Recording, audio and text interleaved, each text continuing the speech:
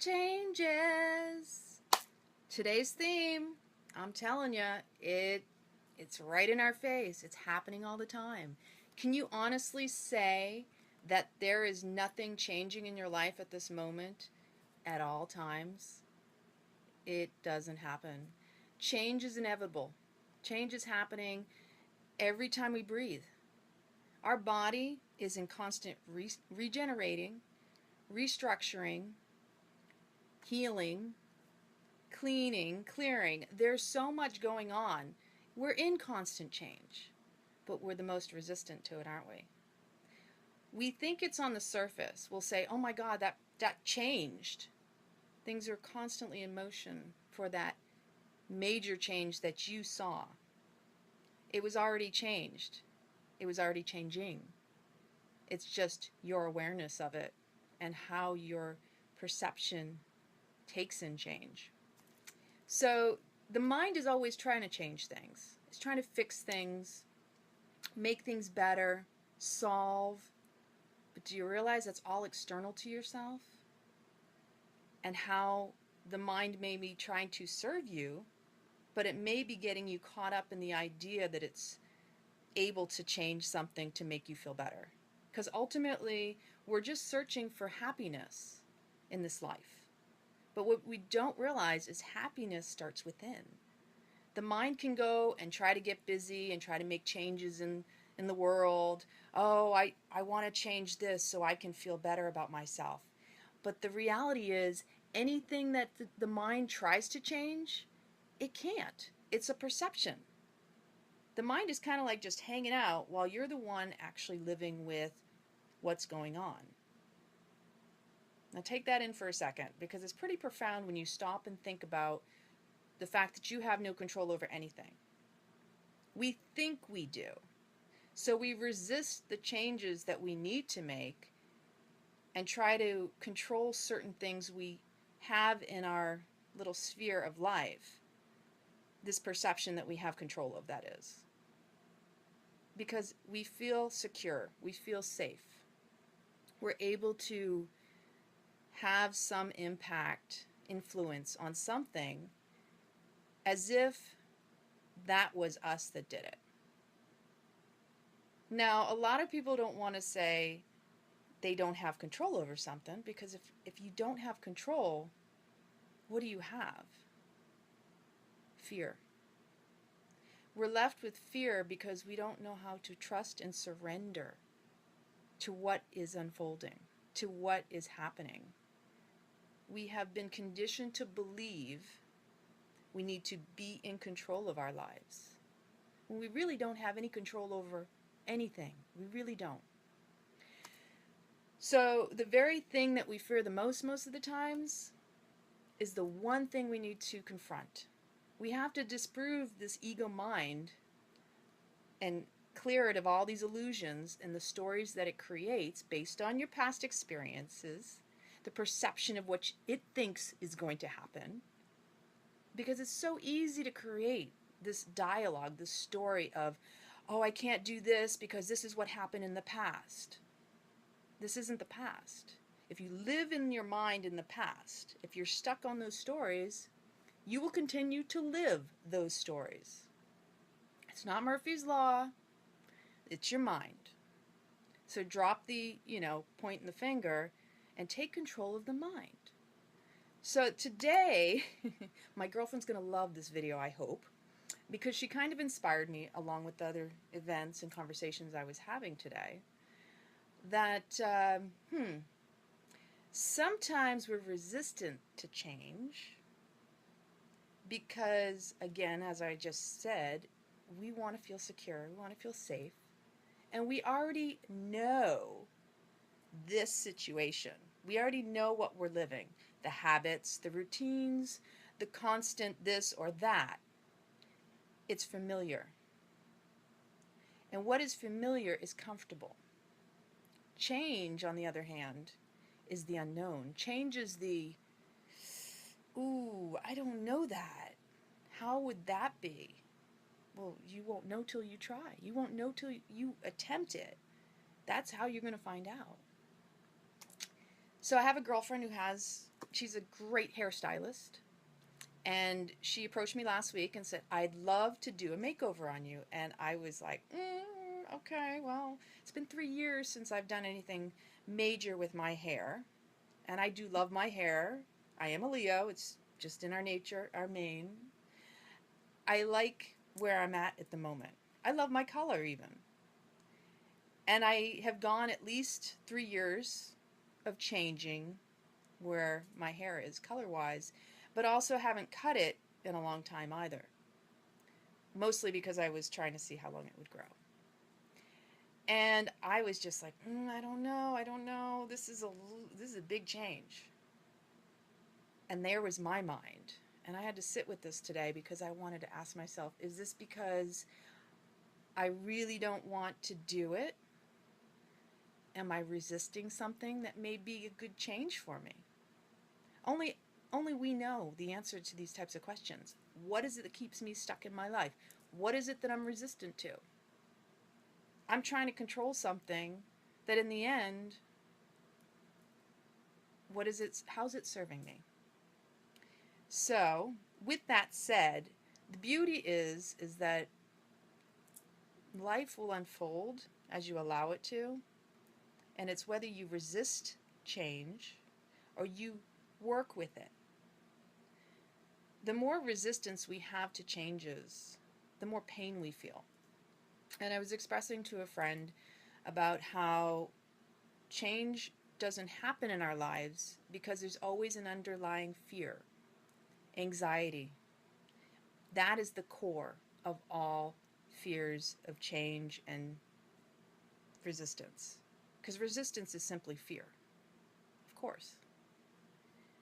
And we don't trust, we don't surrender to the idea that the mind has no idea because it only can see the past and where we've been and projects its perception based on that, our belief system as well, right?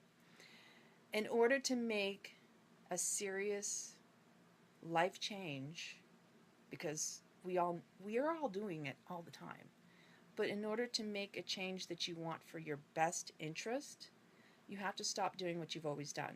You have to stop relying on the past to dictate your future, because everything back there is what's created where you're at right now, right here.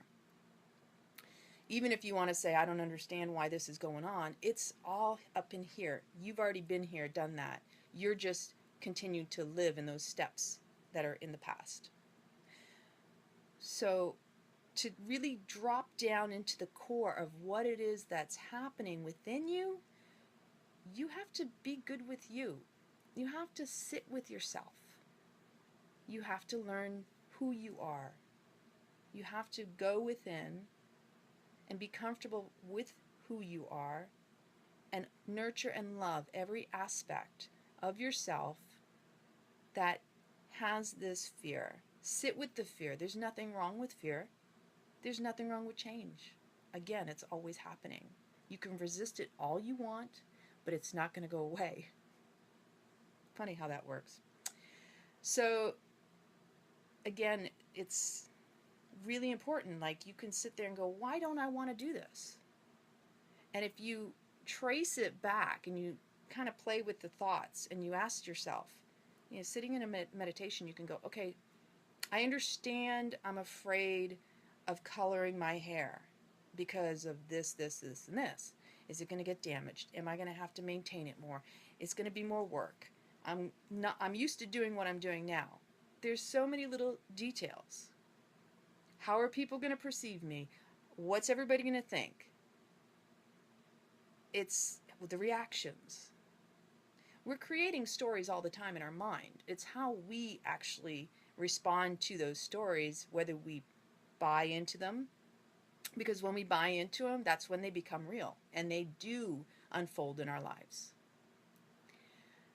What I found after I did Date with Destiny with Anthony Robbins in 2008, he shared with us that when you go home, you want to keep the momentum of the changes you were implementing during that program.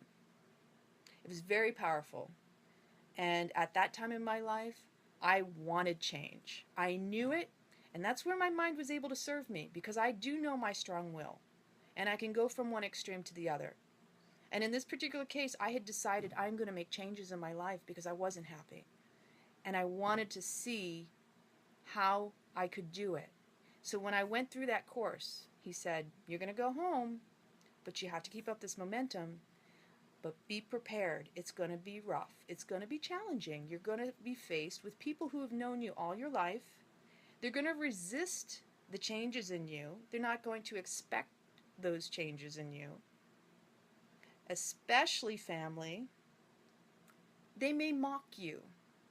But here's the underlying issue with that. Here's the underlying fear for those people.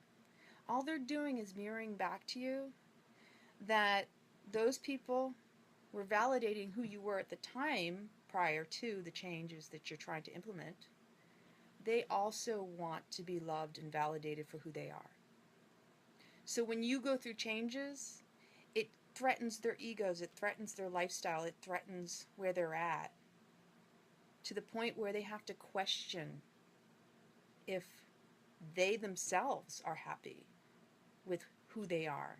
But it's easier for them to project it upon you, and that's where, if you're aware of this, it makes it a little easier to have the compassion toward those same people.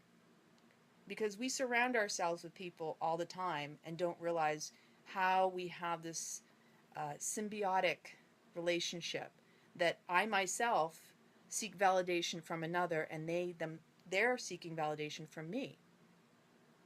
We're always trying to connect and find the joy and the happiness and love in life. And just that simple connection of another person being where we're at makes us feel even more special, right? So nobody can deny that we want to feel love and connection with another person. It's one of the simplest, easiest, basic human needs out there. So we tend to get addicted easily when you get too caught up in a certain lifestyle sometimes, because you only need 3 of the 6 human needs to constitute an addiction. And it's our behaviors that are the biggest addiction to begin with. So if you're connecting and being loved by others, and it's consistent, so it makes you feel even better, and it's also inconsistent, because at the same time there's always an element of a surprise. So simple to get caught up in a lifestyle and a behavior and not want to change that. Because God forbid you go against the grain for yourself or others. And that shift, in order for it to happen, has to start within you. If you really want to see changes, start working on you. You don't have to even tell anybody what you're doing. They'll start to notice differences in you. Like I said, you may still feel resistance. You may be mocked. People won't believe you in some cases if you do share too much information. They'll try to kind of keep you with them because they're afraid of their own demons and the idea of them changing. So it's all about trust and surrendering in yourself. That the unknown is nothing to be feared.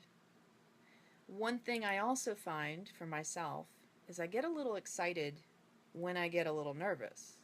It's like this little push pill. So every year I go to winter solstice. And I'll tell you, I get really excited because I know I'm going to connect with my peeps. But there's a part of me, as I get closer and closer to the days, I become a little hesitant. There's a little trepidation in me. And I start to feel an bubbling up resistance. But something I've learned in many other cases, like when I go to hit the start live feed, or when I go to click publish on a blog,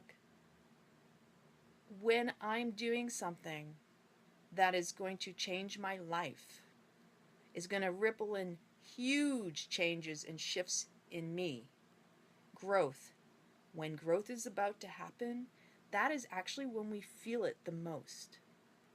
So if you can embrace the idea that the change that's about to come, the resistance that you're having, is actually a sign that you're about to grow and expand, that changes everything, literally.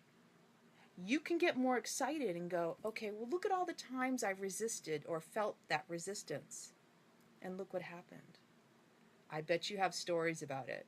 I'd love to hear them. Please let me know.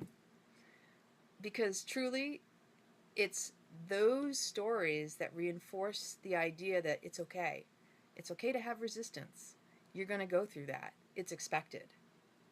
Because ultimately, you can't go through a change without something dying off. Okay? So, of course, we don't want people around us to tell us what we need to do. And it's really easy for someone to turn around and tell you what you need. But let me tell you, that's the other irony. You can't tell people what they need. They have to figure it out for themselves. For me, when I was living in Italy years ago, I used to get really anxious. I was very intense, and I was easily influenced by my external stuff because it was a reflection of what was going on within me. And I realized how I actually attracted and manifested that. I would be very unhappy in cases, maybe in my relationship. I found myself complaining a lot. And again, when we repeat stories out loud, it's even worse. It just reinforces all that stuff. And my friends would say, Lana, just be happy. Oh, let me tell you, the person I was the first one to say, who the hell are you to tell me? That's the ego. That is not the heart. That is not you. That is the ego trying to stay alive. And when it's challenged, depending on who you are, and I know how I was, it will rebel against anything anybody tries to tell you what you should or shouldn't do. The last thing you want to do is tell somebody what they need. They need to figure it out for themselves. We're all going through this together. And if you know for yourself you're somebody like that, like I know for myself I was, and maybe still am, truly, you have to have compassion and understanding that you have no control over what anybody else does, nor do you have any idea of what that person needs for their own personal growth. Subtlest form of control is thinking you know better for someone else what they need. It's also pointing out that you're not loving them where they're at and supporting them for their personal growth in their own time.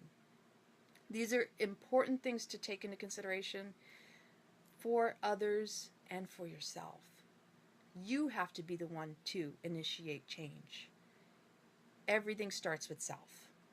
There's no such thing as the miracle cure for anything. It's going within so you don't go without. So if anybody has any questions, thank you so much, Deborah and Jameson. I appreciate the comments. It's truly the most important thing you can do for your life. And if you can remember that the environment that you surround yourself in with, the television, the media, all this stuff that you are watching, you're actually experiencing as well. Because we are that easily influenced. We take things in as our own experience. Whatever the eyes see actually feeds the body, and it's not always a good thing. Surround yourself with the right people. People are going to come and go in your life. You have to be open to that. You have to be flexible. So another reminder I'm going to share with you, the last thing, is that don't let your mind be an ass. Train it to serve you. The most beautiful thing about the mind is it is possible to retrain it. It just is going to take constant work, sitting with it, challenging it, speaking with it with kindness and understanding, and noticing that a lot of the stuff that's coming up is really just your inner child. Your inner child needs healing. All of us do. And it just wants to be reminded that it's supported, loved, and that nothing is going to happen that happened in the past. You can't determine the outcome based on the past. So many blessings. I hope you all gleaned some wonderful information from this video. I really enjoyed sharing this with you. Share my videos. Hit the like, the love. the little laughter, because we all need a little laughter in our lives. And just come on back for another one. Share your information with me if you have anything that you also would like to learn more about, or any videos you may like to see me make. Love and light to all. Blessings.